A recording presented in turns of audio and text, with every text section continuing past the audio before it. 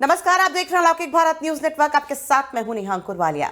अगर किसानों की माने तो एनडीए ने जिस दिन से सत्ता की बागडोर संभाली थी, उसी दिन से किसानों की मुश्किलें बढ़नी शुरू हो गई थी।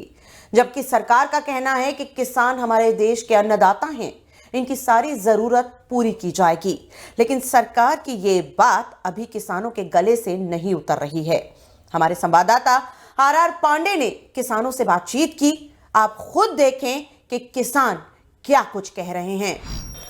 देखिए, मोदी सरकार तो आई तो उन्होंने कहा था कि अच्छे दिन आएंगे। अच्छे दिन में सभी लोगों ने अच्छे दिन के आस पर जो है सभी लोगों ने उनको सरकार बनवा दी। अब आने के बाद से पहला काम इन्होंने किया किसानों के खिलाफ कि हम लोगों का पहले प्रदेश सरकार जो थी वो देती थी, इंसेंटिव देती थी 50 रुपया पर क्विंटल गेहूँ में चाहे धान में, और बिहार सरकार 200 रुपया दे रही थी।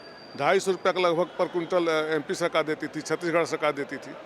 उन्होंने आते ही जो बोनस जो था हम लोगों को मिलता था प्रदेश सरकार से, आते ही इन्होंने बोनस बंद कर दिया। जब बैठने के तुरंत बाद इन्होंने बोनस बंद कर दिया। अब उसके बाद से 3 कानून रातों रात ले आए। इधर कोरोना का महामारी है, इधर रातों रात जो है 3 कानून इन्होंने लेके चले आए। हमारी पराली अगर जलती है, देवरिया मेरा घर है, जनपद देवरिया गोरखपुर के पास। मैं वहाँ के जिला अध्यक्ष राघवेंद्र प्रताप शाही मेरा नाम है, भारतीय किसान यूनियन का। अगर हमारी देवरिया में अगर पराली जलती है तो यहाँ प्रदूषण दिल्ली में फैलने लगता है, और दिल्ली में प्रदूषण फैलता है तो पेनाल्टी हम लोग वहाँ देते हैं। हमारे यहाँ 18 किसानों के ऊपर एफआईआर हुआ पराली जलाने पर, और लाखों रुपये पेनाल्टी में लिया गया। तो अगर हमारा इस तरह से अगर शोषण होता है, इस तरह से परेशान किया जाता है, और हम जो आपने एमएसपी जो आपने खुद तय किया है, मैंने उसमें नहीं तय किया है, एमएसपी आप खुद तय करते हैं, तो एमएसपी जो आपने तय किया उस पर अगर आप नहीं ले रहे हैं तो हमारा मजबूरन हमको गेहूँ बोना है तो मुझे धान और बीज और उसके लिए जो है मुझे बेचना पड़ता है धान तुरंत। तो हम जो अभी आपका 4-5 महीने पहले से कानून चल भी रहा है, 1100 से 1200 रुपये हम लोग बेच रहे हैं, 1200 रुपये बेच रहे हैं। तो अब हमारे ऊपर डकैती पड़ रही है। हमारे खाद्यान्न को जो है 1200 रुपये बनिया ले रहे हैं सब, तो उसके ऊपर क्यों नहीं एफआईआर दर्ज कराई जा रही है?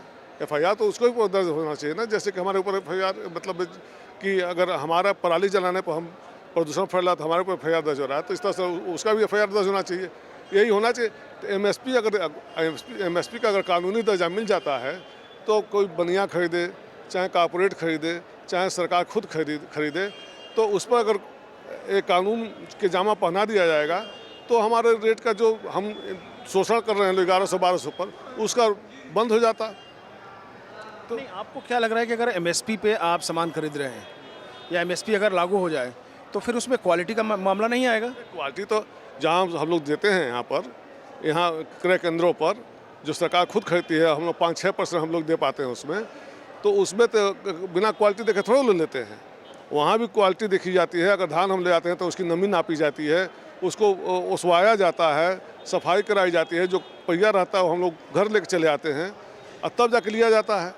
तो आप फिर सीधे बात ये क्यों नहीं करते कि किसान के पास मैकेनिज्म आ जाए, प्रोसेसिंग का मैकेनिज्म आ जाए, फिर आप इसका विरोध करने का कैसे आप करते हैं? प्रोसेसिंग का मैकेनिज्म का मतलब नहीं है हमारा ये कि 5-6% जो हमारे किसान भाइयों का जो धान खरीदा जा रहा है वो हमारे सभी लोगों का एक ही रेट मिलता है। जो हमारे गरीब हैं, निसहाय हैं, नहीं बेच सकते हैं, 10 बोआल करके वहाँ से वापस कर देते हैं लोग, उसको भी मिल जाता है वही रेट ना। सभी बेचते हैं ऐसे ही, सभी अच्छे रेट पे सब सफाई करके बेचते हैं। अच्छा, अडानी अंबानी का बार बार नाम आ रहा है कि वो बहुत उनका कारपोरेट बहुत ही बढ़ जाएगा, पूरे किसान पर खेतों पे कब्जा हो जाएगा। इस बात को कैसे आप मानते हैं? नहीं, अडानी अंबानी का तो इसे ही तो आ ही रहा है कि जितने बड़े बड़े लोग पहले ही गोदाम बना लिए। और फिर कॉन्ट्रैक्ट फार्मिंग के लिए नया कानून आ गया इन्हीं के फेवर में। तो वो तो व्यापारियों के हित की सरकार अब मानी जा रही है। तो ये अब ये नहीं हो रहा कि किसानों के हित की सरकार है, एक व्यापारियों के हित की सरकार हो गई एक तरह से, और केवल उन्हीं की बात मानी जा रही है। तो वो तो उनको करना ही करना है। अब देख लिए फॉर्च्यून जितने भी सामान हैं वो बेच रहे हैं, अडानी का ही है, अंबानी भी इसमें घुस ही रहे हैं। तो उससे एक हमारा नहीं, किसी को एक मिनट, किसी को घुसने से परेशानी है या आपको एक्चुअल चीज़ें नहीं मिल रही उससे परेशानी है? नहीं, घुसने से परेशानी नहीं है, एक्चुअल चीज़ें नहीं मिल रही उससे परेशानी है। दूसरी चीज़ है हम तो यही नहीं कर रहे हैं कि अगर एमएसपी अगर लागू हो जाता है तो अडानी लें, अंबानी लें, चाहे कोई भी ले, उस सबसे क्या मतलब, हमको रेट मिलना चाहिए जो आपने न्यूनतम दर तय किया है। हमारा एक उदाहरण बता दें, एक वहाँ गोरखपुर में एक ओसवाल फैक्ट्री थी, ऑयल फैक्ट्री। उन्होंने जायद के समय में वो दे दिया, क्या नाम है, सूरजमुखी। हम लोगों ने बोया, उसने बीज दिया, और जब तैयार हो गया तो लेने वाला कोई नहीं था, और उसका वहाँ पर कोई प्रोसेसिंग करके तेल निकालने वाला कोई नहीं था। अब रखे रखे हम लोग को बर्बाद हो गया। कुछ हम लोग जनरल कोल्हू पर परवाए, उसके बाद से खाने पर उसमें छिलका भी आता था, तो उसका कसाव रहता था खाने में, और बाद में हम लोग दीपक उपक में जला उला दिवाली वाले किसी तरह का गला। प्याज की कीमत 80 रुपये हो गई थी, जिसकी वजह से सरकार गिर गई, और इसके बाद तुरंत क्या हुआ कि किसान प्याज ही प्याज बोने लगे। स्थिति ऐसी बनी कि प्याज का रेट कम हो गए। आज भी स्थिति ऐसे ही है। आज भी प्याज का रेट जब सीज़न आता है तो कम होता है, टमाटर कम होता है, और लोग सड़कों पर किसान फेंक कर चले आते हैं। आज ये देख लीजिए, एक छोटा सा उदाहरण आपको बता दूं कि 5 रुपये किलो हम लोग आलू ये खरीदे हैं, कोल्ड स्टोरेज वाले अड़हतिया व्यापारी, और वही आलू हम लोग को 50 रुपये में वापस मिला है। चलिए अब हम आलू पे आते हैं। आलू को देखा जाए तो आप ही का कहना है कि 5 रुपये किलो आलू हम बेचते हैं, और वही आलू हमें 50 रुपये किलो के भाव से वापस आता है। तो आप क्या ऐसी चीज़ें करेंगे कि आपको 20 रुपये 30 रुपये किलो आलू का भाव जाए? कौन सा ऐसा नियम है, कौन सा कानून है? नहीं, जैसे हमारा कहने मतलब है, जैसे डंपिंग वाला जो है, डंपिंग वाला डंप करने की जो छूट दे दिए हैं, तो इसके अंदर वो खौफ ख़त्म हो गया। अब ये फ़ोन से कोल्ड स्टोरेज वाले रखे हैं, अन्य अड़हतिया रखे हैं, फ़ोन से कितना ही जो है आलू निकलना है जिससे कम रेट कम ना होने पाए। पहली बार जो ऐसा हुआ है कि जब नया आलू आता था बाज़ार में, तो पुराना आलू का रेट कम हो जाता था। हम लोगों का नया आलू आने के बावजूद भी पुराना आलू 50 रुपये बिका एक हफ्ते तक, और नया आलू 40 रुपये बिक रहा था। जब जो किसानों के घर से आलू गया वो 40 रुपये बिक रहा था, और जो अड़हतिया और कॉर्पोरेट घरानों के यहाँ तो 50 रुपये। ऐसे ही डंपिंग करेंगे, और डंपिंग करके और जो है हम आपको उपभोक्ता, हमारे मतलब हमारा ही नहीं है, आपको भी जो उपभोक्ता हैं उनको भी महंगे रेटों पर मिलेगा। 40 रुपये हम 18 रुपये किलो बेच रहे हैं ना गेहूँ, चाहे धान, चाहे तो 19 रुपये गेहूँ बेच रहे हैं। आज 1600 रुपये रेट है, 1660 रुपया फुटकर में। तो वो आप खरीद रहे हैं आटा 35 रुपया। तो अभी तक ये क्लियर हो गया है आपकी बातों से कि आप ये चाहते हैं कि जो स्टोरेज कैपेसिटी हो वो किसानों के पास हो, ये लोग स्टोरेज ना करें, क्योंकि स्टोरेज जैसे होर्डिंग करेंगे इसकी प्राइस बढ़ेगी और जनता को नुकसान होगा और किसानों को भी नुकसान होगा। किसानों के पास होर्डिंग कैपेसिटी नहीं है। किसानों के पास होर्डिंग कैपेसिटी क्यों इतने कम रेट पर बेचता हो? होर्डिंग कैपेसिटी तो उन्हीं के पास है।